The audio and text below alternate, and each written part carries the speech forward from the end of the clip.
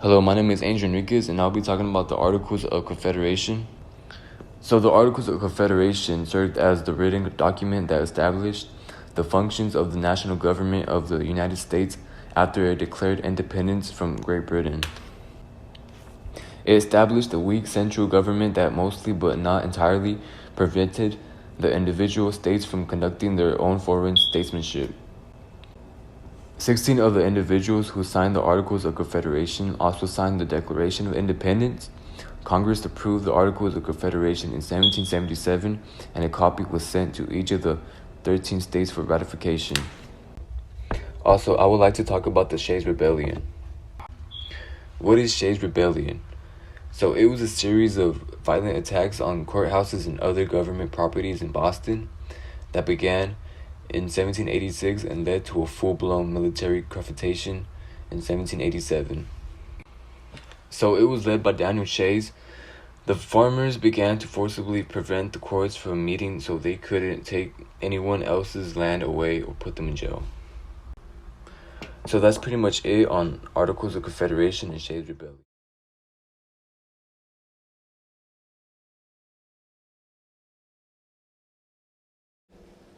Hi, my name is Nathan Moreno, and I will be talking about the Articles of Confederation. The Articles of Confederation were a huge part in the beginning times of America, or of the United States of America, better said. The Articles of Confederation was the first constitution approved in the United States. It also helped lead to our amendments and the law of the and supreme law of the land, and it also helped lead to the Bill of Rights. These were huge stepping stones to the future part of our Constitution, or the constitutions now that we have today. It also provided the Articles of Confederation also provided the ability to maintain the independence and sovereignty of each state within the Union.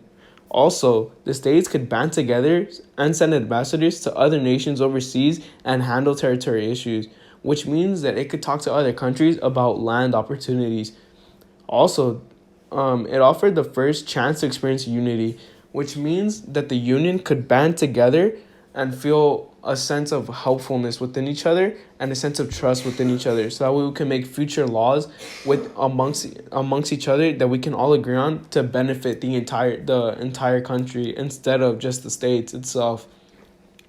It also gave the colonies a chance to go global, which means that at first the colonies were not taken seriously at all by the rest of the world. So, with the Articles of Confederation in act, it let the rest of the world know that they are ready to be taken seriously and that they can also be open to trade with.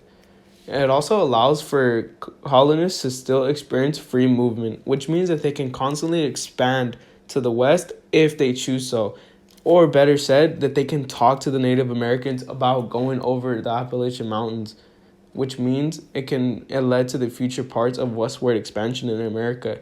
It also encouraged trade, and it also offered other financial opportunities that would benefit the economy of the Union, which is a huge part because at first the Union could not really tax other states. So this kind of helped it in a way. It was just a start and part of the stepping stone to get to the Constitution that we needed. So overall, the Articles of Confederation were a huge part of the beginning stages of our country, which is why these were so beneficial to it. Thank you for your time. Welcome back to another Top 10. Today we'll be talking about the top 10 overrated AOC weaknesses. Number 1, money problems. Articles of Confederation affected Congress having no power to tax. Also had to request money from states. Number 2, soldier and government. The U.S. national government couldn't couldn't pay back debt or pay the soldiers who fought for the U.S. 3, government. National government did not have the power to raise an army and also feared other nations would try to take over states. Number 4, court system. No national court system was established to protect the rights of U.S. citizens. No executive branch was established. 5, amendments and approval. Amendments could be added only with the approval of all 13 states. Sadly, 9 of the 13 states approved. Wow. 6, military. Articles of Confederation weakened military, causing it to have no military leadership. 7, arguments. States placed tariffs on each other, products, and trades. 8, respect from nations, had problems protecting foreign trades and frontier from Indian attacks. 9. Boundary disputes, had no national courts. 10. Too weak, couldn't tax, enforce laws, and no executive. Under these articles, the states remained sovereign and independent, with Congress serving as the last resort on appeal of disputes. Significantly, the Articles of Confederation named the new nation the United States of America.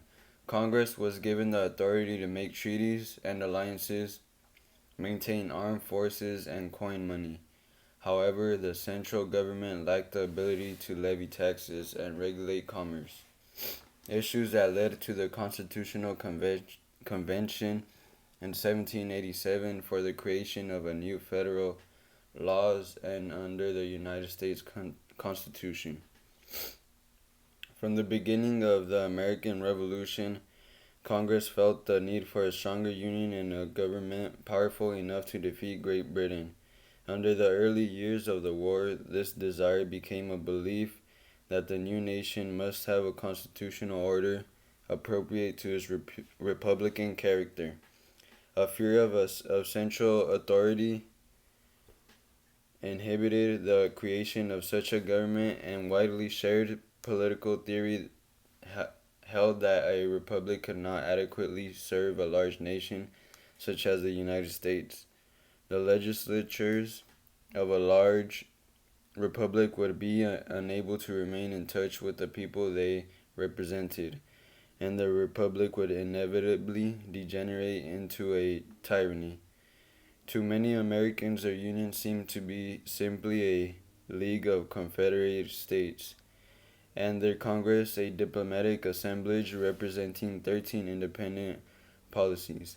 The impetus for an effective central government lay in wartime urgency, the need for foreign recognition, and the aid and the growth of national feeling.